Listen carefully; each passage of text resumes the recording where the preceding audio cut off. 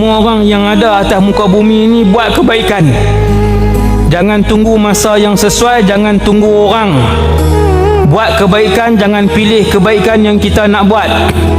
Walaupun kebaikan tu sekecil buang satu tahi cicak di dalam sebuah masjid. Walaupun kebaikan itu sekecil buang satu sampah daripada depan rumah orang, bukan depan rumah kita.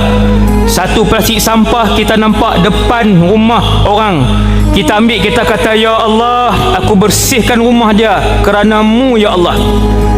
Boleh jadi kadang-kadang satu sampah yang kita buang daripada depan rumah jiran kita, itulah amal kebaikan 60 tahun yang ditengok oleh Allah, yang Allah redha dengan kebaikan yang kita buat. Kata para ulama, kita tak tahu.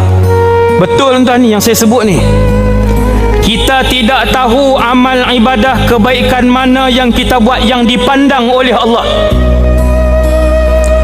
Bukankah kita pernah dengar seorang wanita yang menyelamatkan seekor anjing? Wanita itu wanita fasik.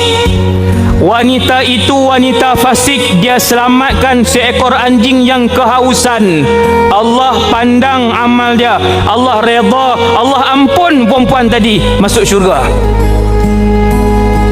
Bukankah kita pernah mendengar kisah seorang wanita ahli ibadah, akan tetapi dia kurung seekor kucing. Dia tak bagi makan sampai kucing tu terseksa mati. Sakit demi sakit, kemudian sakit dan mati. Allah murka dengan wanita itu. Allah tak redha dengan dia, masuk neraka.